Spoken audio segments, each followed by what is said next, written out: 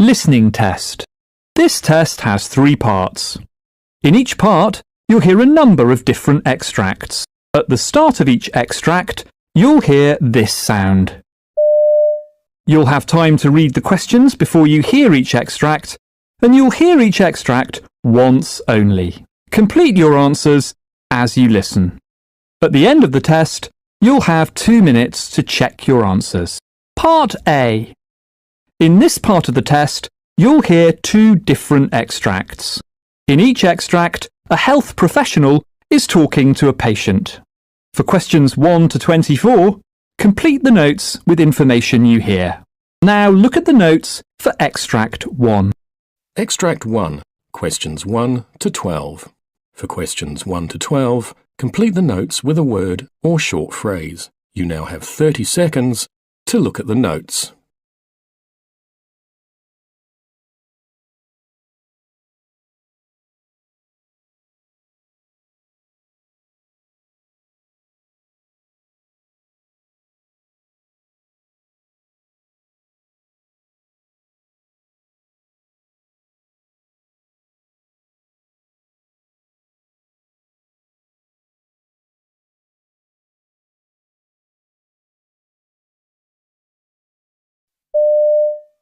Mr. Murray, I'm Dr. Corbett. Nice to meet you. Yes, sir. Nice to meet you.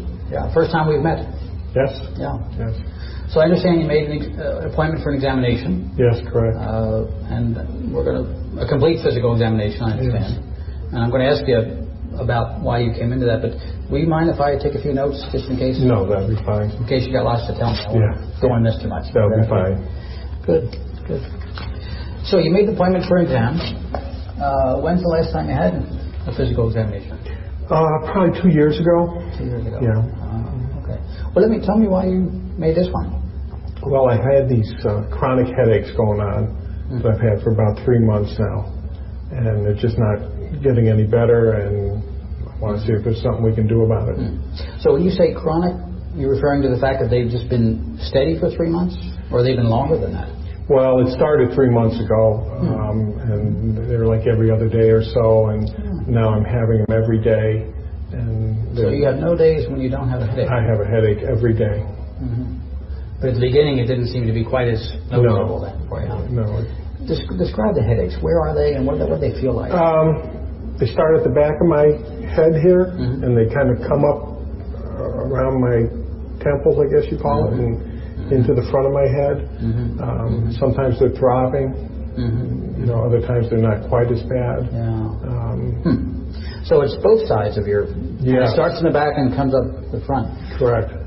Do you have a headache all the time, or does it just come in episodes? Well, I have a headache all the time until I take something. I take Advil and Tylenol that seem to help it, and that eases it up. Is it ever gone? There's always something there. There's always something there. I always know it's there. It's just the intensity of it. I see. Can you tell me a little bit more about what you notice? For example, when is it the worst? At night, in the morning? Or doesn't it make a difference? Well, it doesn't make a whole lot of difference. When I don't get enough sleep, it's really bad. If I move my head in a certain way, or if I strain or stretch my head in a certain way, it seems like what way? Can you show me that? If I go like, to the back, or if I'm bending over, just any exaggerated move. Any exaggerated move makes it seems to make it worse. And if I don't take the Advil and the Tylenol, it seems to be worse. Too. I see.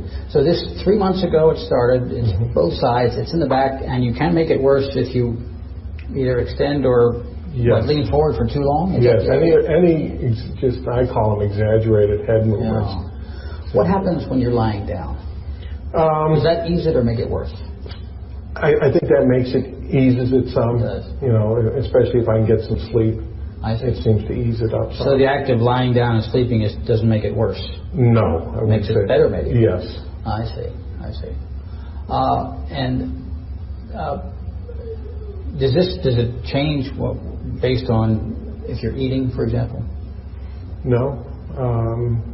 Does eating make it worse or better? No, eating doesn't seem to So having a full stomach exacerbate it. doesn't seem No. to bother it at all. No.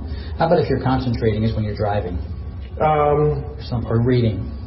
No, it doesn't make it worse, except when it's really bad, I have a hard time focusing. Okay, yeah, that's helpful. Yeah. Yeah. Does it ever seem to be more one side than the other? No, it always seems to come up and be just it kind of like meets in the middle. Meets in the middle, huh? Starts in the back, goes around, meets in the middle. It's like a tight band. Yep. And the part that's always there is what? In the back or all over? I would say in the back. In the back, Yeah. too. Yeah. Always starts in the back. I got rear-ended in a car accident. And I can remember my neck got jerked, and I had a sore neck for a couple days, and then the headache started shortly after that. So that accident started this thing off. That's when it all So started. you had no headache before this? No, I had That's helpful. no previous headache. So tell me about that. How fast were they going? Well, it wasn't very fast. It was in a parking lot, and I was backing out, and somebody else was backing out the other way, and we met. And I just remember that jerk of my head, Gotcha. and having a stiff, sore neck. So both cars couldn't have been going more than start up? Yeah. Okay. 5 miles an hour or something like that. Did you strike your head when that happened? No. Did you recall? Not that I recall. No. I just remember it kind of being, I guess they call it whiplash. Did you get out of the car right away? No, I sat there for a few minutes and then I got out of the car. It startled me. Did you? Yeah. Then you said the headache started after that. How long after the actual accident did the headache start? 3 or 4 days after. So it wasn't right away. There was a Wasn't little right bit of a away, warm up. yeah. There was a kind of an interval in there where you Yes. felt fine. I see. Did you think that you had hurt yourself? I didn't think I really had hurt myself. I didn't, I felt startled and, just kind of shaken, but I didn't feel like I was really injured. Okay. I didn't go to the hospital or anything like that. Yeah. Have you, and you said you take some things for it. What actually helps it? What do you? Tylenol and Advil. I take, I guess it's, How much do you take? I take a lot. I take 16 Advils, 4 tabs, 4 times a day. Wow. And I take, Self-prescribed? yes, 2 Tylenols 4 times a day. So I'm taking 8 Tylenol and 16. 24 pills a day. Wow. I take it you warmed up to that you weren't using Right.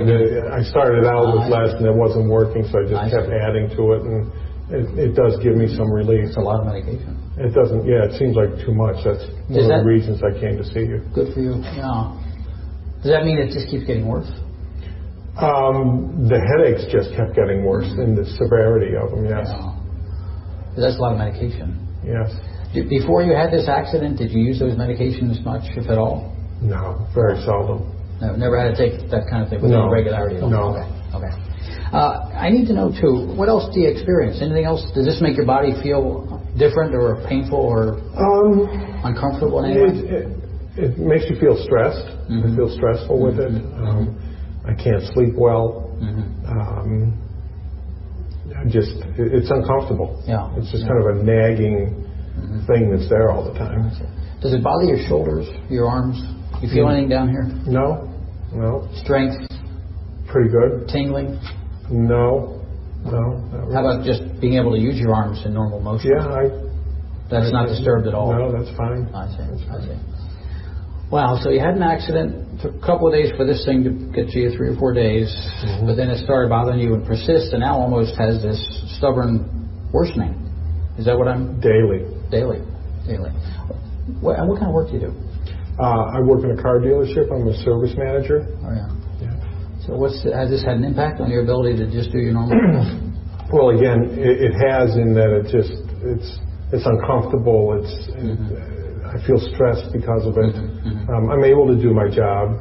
I like my job. You can do your work. Have you missed any days from work? I think I missed 2 days in the beginning, but I've been at work since then. I'm able to go to work, but I make sure I have my Advil and Tylenol with me.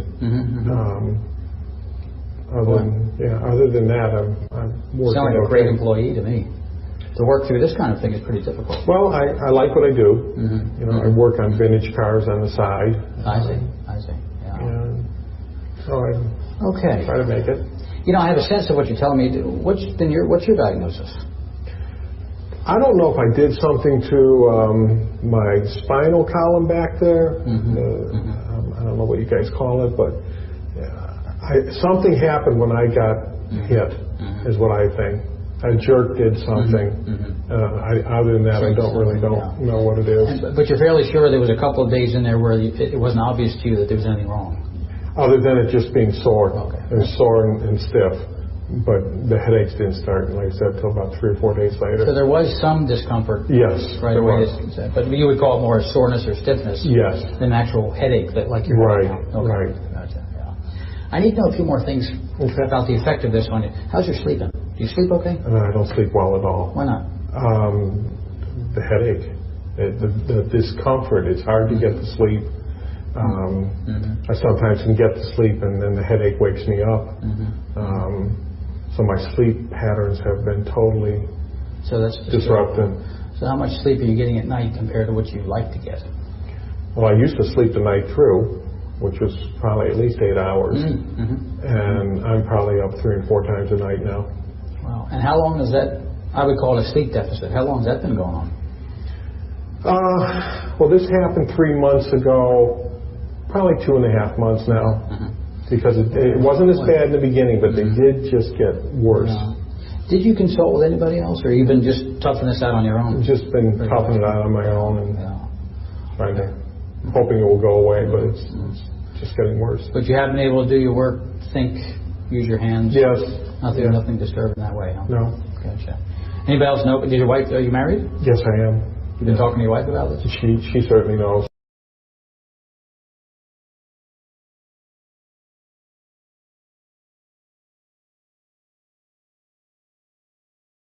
Extract 2, questions 13 to 24. For questions 13 to 24, complete the notes with a word or short phrase. You now have 30 seconds to look at the notes.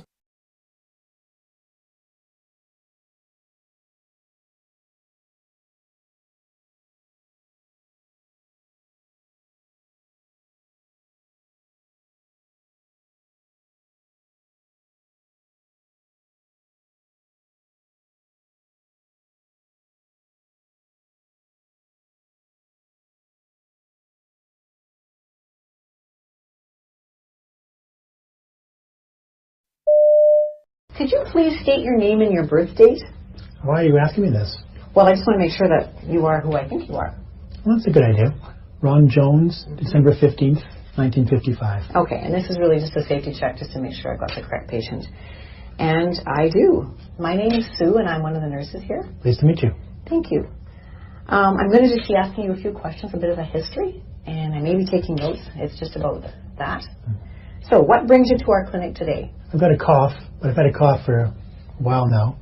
This past week, it seems to be getting worse, and I'm coughing stuff up. Some stuff. Can you tell me about the stuff you're coughing up or the sputum you're bringing up? It seems yellowish, but maybe sometimes greenish looking. And how are you feeling generally overall? Well, I feel a bit tired all the time. Okay. Are you having any fever or chills? No. No? Are you on any medications? Yes, I had been taking some antibiotics. Okay. They didn't seem to do much, so I stopped taking them. Okay, well, I'm just going to give you a little information. Antibiotics work best when you take the whole dosage. If you start and stop them, the bacteria might not be killed, and then it can come back and be a little bit stronger. And it's one of the medications where you should take the whole dose with, and it's usually only 7 or 10 days at a time, but you should take all of it. Oh, I didn't know that. Thanks for the information.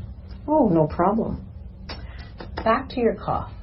Are you a smoker? Yes, I smoked for a long time. Okay, can you tell me how many years of smoking that is? 2 packs a day, just about. And for how long? It's 35 years now. Have you ever thought about quitting? Yes, but it's really hard now. Yeah, I've heard that it is.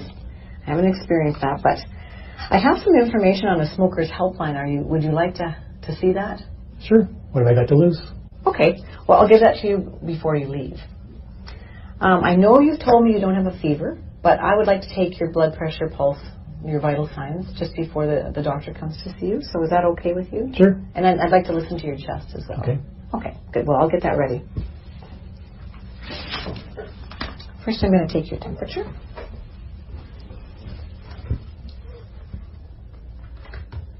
Okay. So just stick this under your tongue. I'll hold it because it's kind of heavy. Shouldn't be beeping in a minute. Great. Okay. I'm just going to put this in the garbage.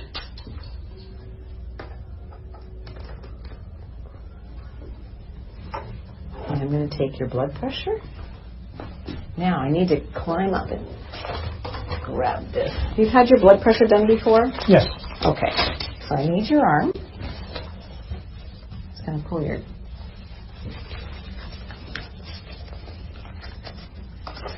And I'm going to have to get my stethoscope. And have you had your blood pressure done before? Yes. Okay. Do you know what it is? No. No. Now I'll take your blood pressure.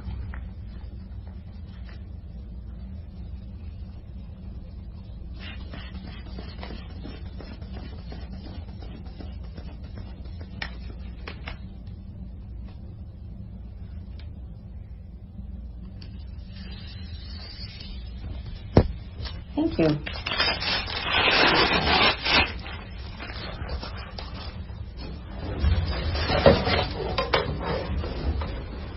Now, lastly, I'll check your pulse.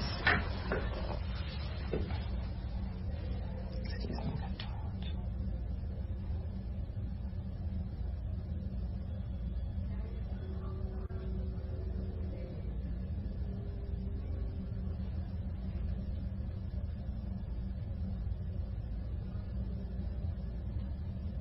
Okay, good. Thanks. Now, your temperature is 37. Your pulse is 88. Your blood pressure is 150/84, and your respirations were 16. Now, I need to listen to your chest sounds for the last part. I'll do that. Can you take a deep breath in and breathe out? And again. One more time. And again. Okay, great. I hear wheezing in the lower part of your lungs. Do you feel that when you're breathing? I think so, yeah. Yeah. Okay, so I've got your vital signs and I've listened to your chest with some wheezing. The doctor's going to be coming in next. I'm just going to give her the results of what I've just done, and she'll come and visit with you, and then I'll see you after that. Okay. Okay, Thanks. good. All right.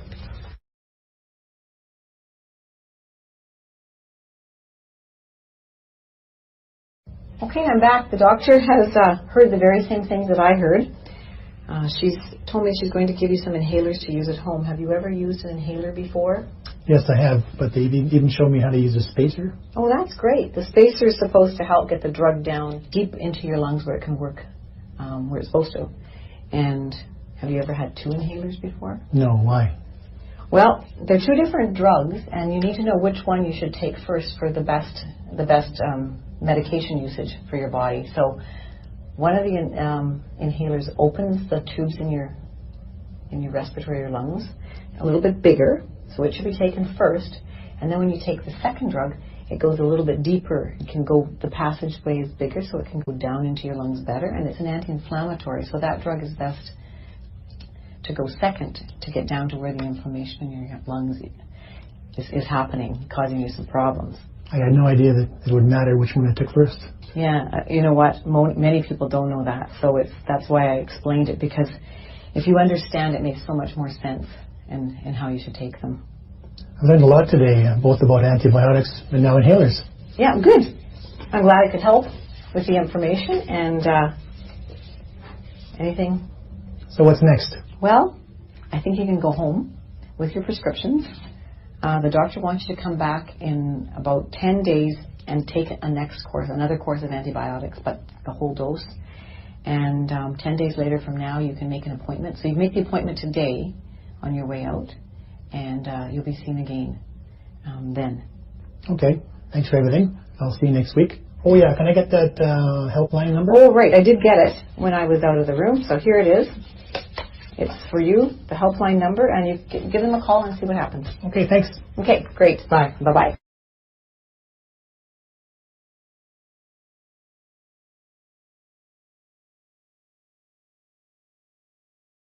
Part B. In this part of the test, you'll hear 6 different extracts. In each extract, you'll hear people talking in a different healthcare setting. For questions 25 to 30, choose the answer A, B, or C, which fits best according to what you hear. You'll have time to read each question before you listen. Complete your answers as you listen. Now look at question 25. Now read the question.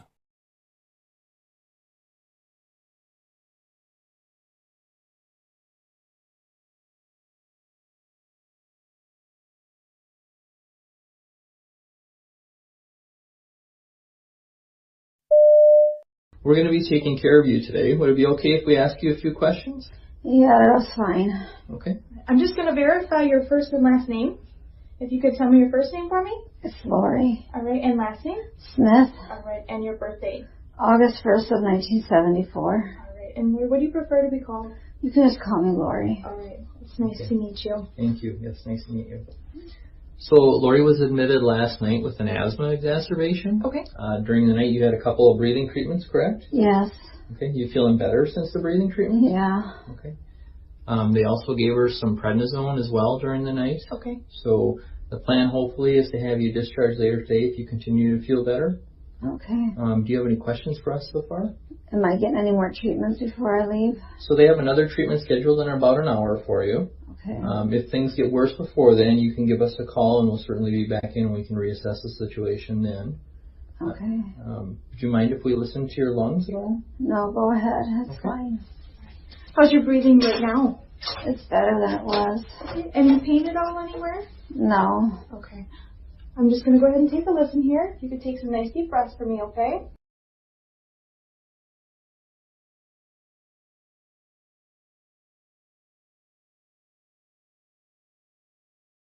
Question 26. Now read the question.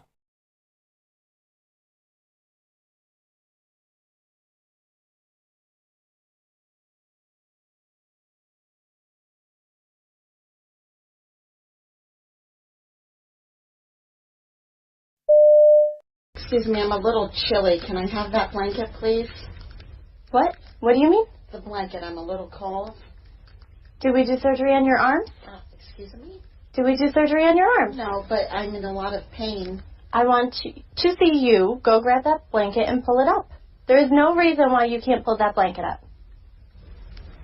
I have a lot of back pain now. Can I have some medication? Well, you're supposed to be in pain. You had surgery, so you're going to be in some pain. Hold on a minute. I have a lot of pain though, ma'am. Okay, I'll be in a little bit.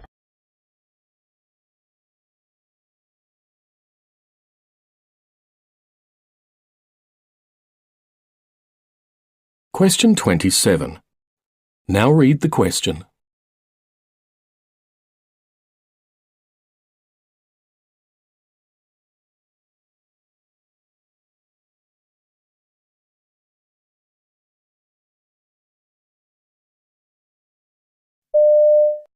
These devices are incredibly simple. There's just 2 buttons on it that you need to know about. The first one is the green one which says on and off, and that's the first step. Stage 1, turn it on. Call emergency medical services now. It tells you exactly what to do. Remove all clothing from chest and stomach. Peel off the pad labelled 1. Now we've got the pads on the patient's chest.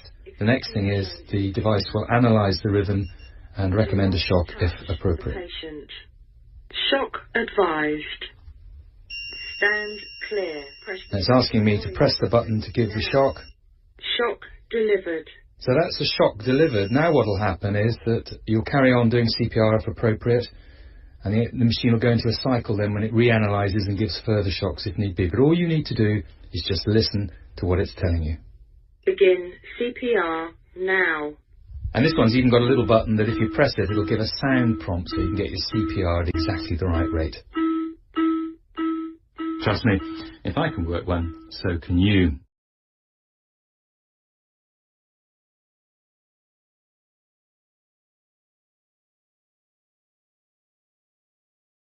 Question 28. Now read the question.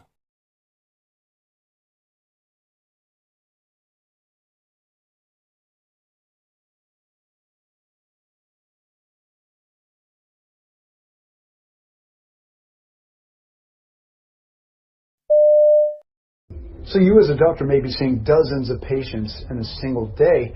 How will a system like this affect your day? Well, I'm an emergency physician, so I work in an area where there's patients in rooms all around me. They all have questions. I can't tell you the number of times a day I see a patient limp out of a room and they want to know when lunch is coming. If we could get them the answers without them having to come out and search for someone to answer the question, it's a win for everybody.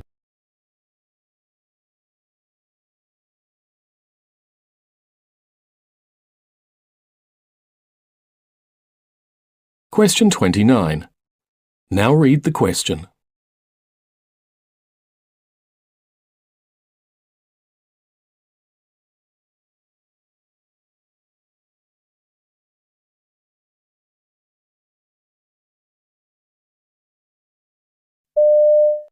You know, nurses often play an integral role in all of our lives. They're the comforters and caregivers in the best and worst of times. And this week is National Nurses Week, by the way, and Perry has a very touching story of a nurse and her patient. Yeah, well, Nicole Leroy has lived this story for the last year and a half, but it's just now being told. A stop inside the Little Clinic in the Hyde Park Kroger during her lunch hour one afternoon, and a chance meeting with the nurse working that day may have saved her life. This is a journey Nicole Leroy has been waiting a year and a half to take, back to see her nurse at the Little Clinic. Hi. Oh. How are you? Good. I just want to thank you. Jessica Smith, a family nurse practitioner at the Little Clinic, listened to Nicole, something several doctors hadn't done. You researched, you looked in your book, you tried to figure out what it could be. And a month later, I found out that I have cancer. Cancer, stage 2 Hodgkin's lymphoma. I'm 36 years old. I'm in the best shape of my life. You don't think it could happen to you. A diagnosis a year in the making. I've been to a gynecologist, a dermatologist, primary care twice.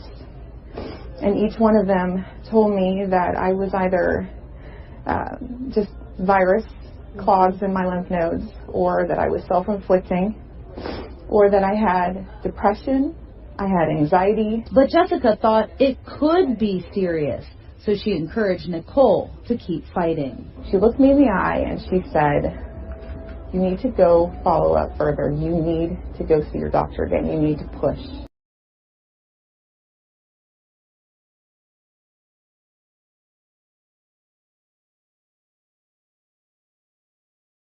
Question 30. Now read the question.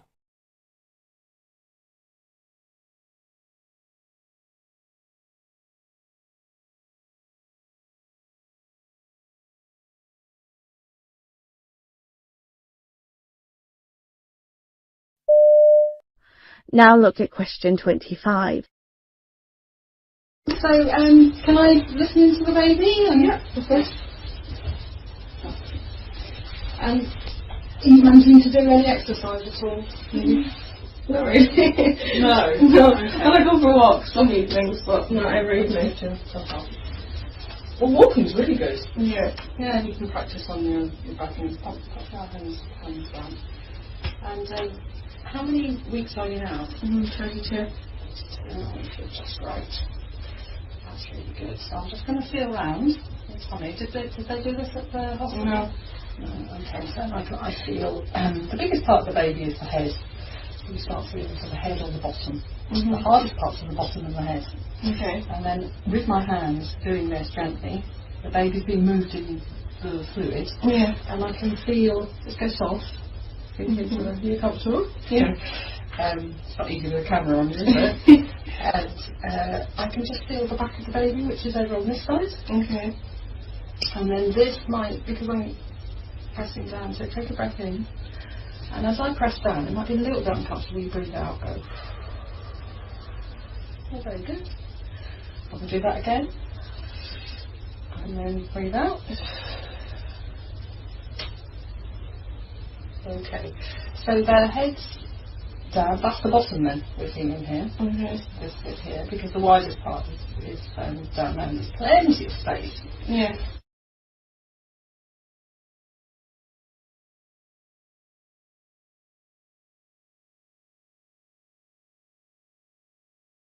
Part C. In this part of the test, you'll hear 2 different extracts. In each extract, you'll hear health professionals talking about aspects of their work. For questions 31 to 42, choose the answer A, B, or C, which fits best according to what you hear. Complete your answers as you listen. Now look at Extract 1. Extract 1, questions 31 to 36. You now have 90 seconds to read questions 31 to 36.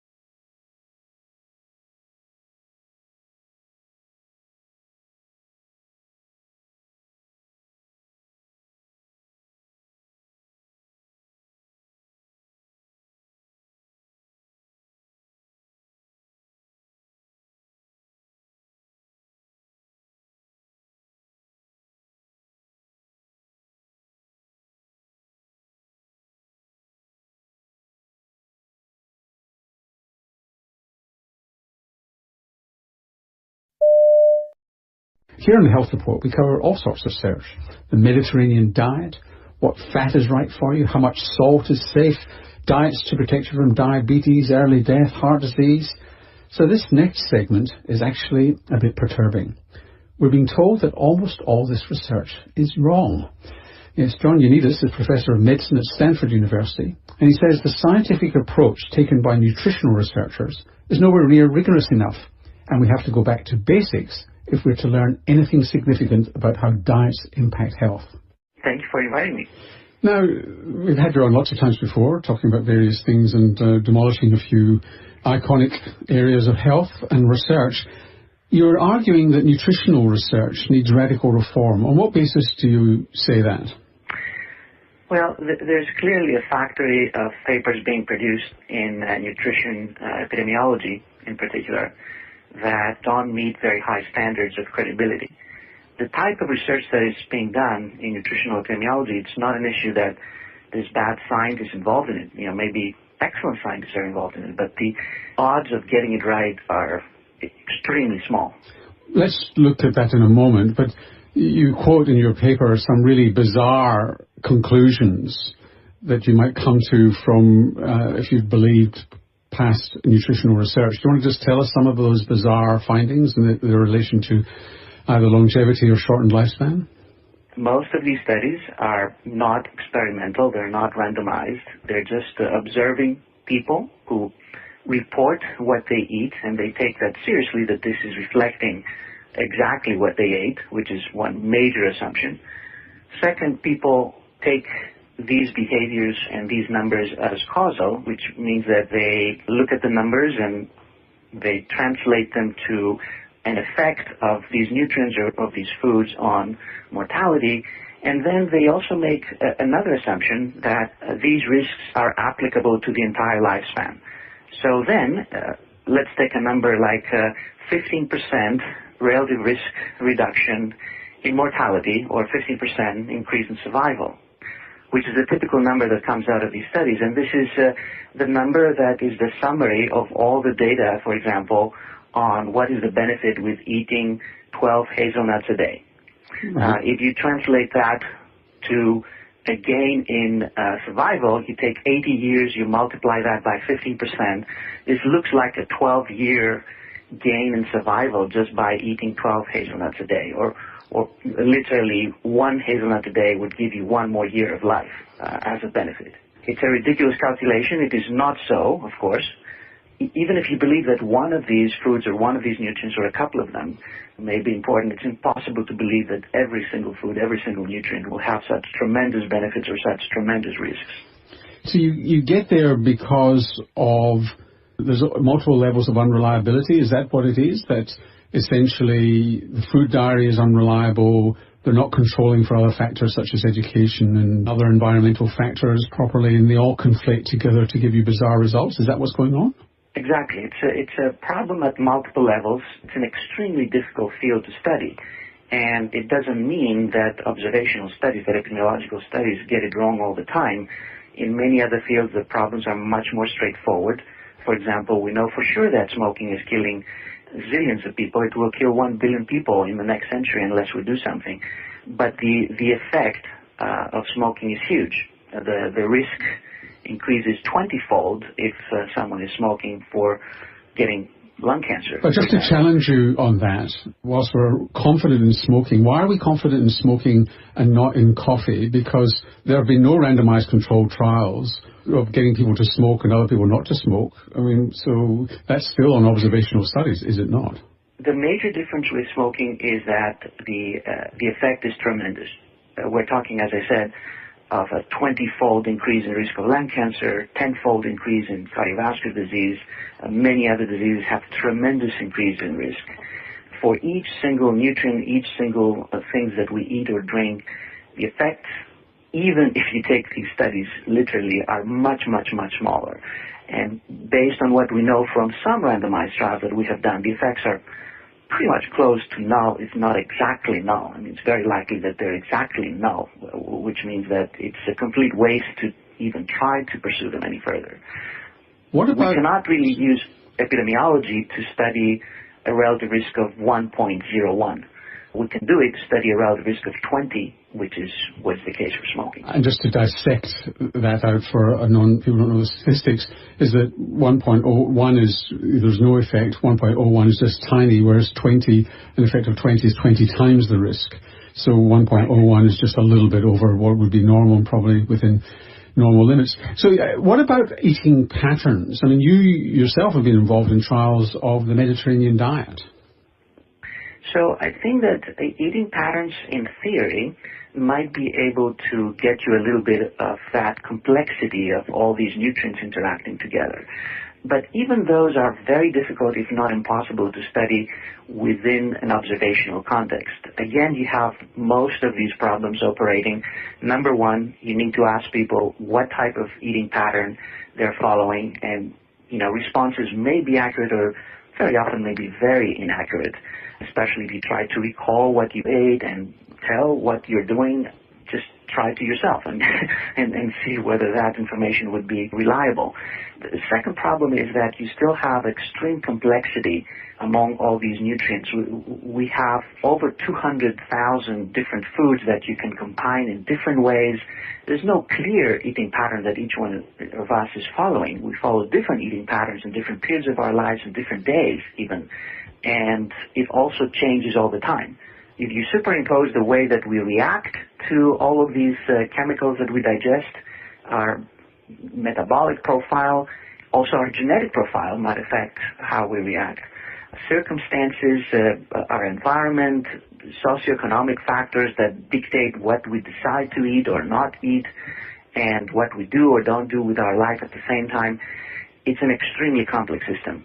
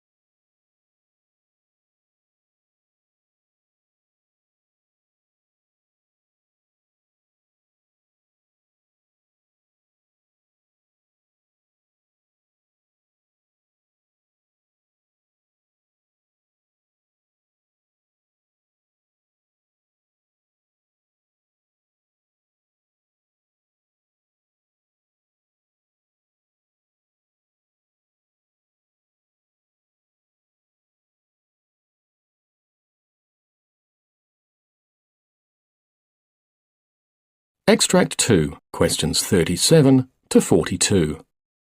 You now have 90 seconds to read questions 37 to 42.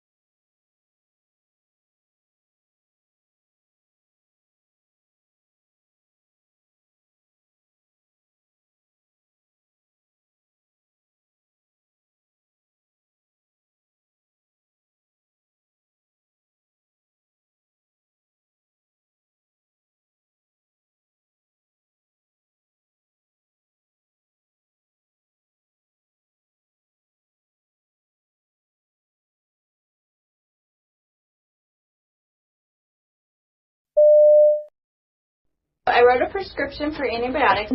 I did want to talk to you, though. I'm a little bit concerned looking through his chart at how many ear infections he's had recently, and I noticed that you had checked the box that someone's smoking in the home, so I was wondering if you can tell me a little more about that. Well, it's just me and him, and I do smoke.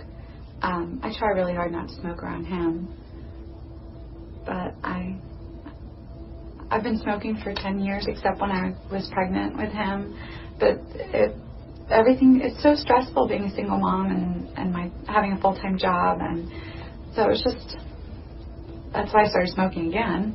You have a lot of things going on, and smoking's kind of a way to relax and de-stress. Yes, yeah. Some people have a glass of wine, I have a cigarette. Sure.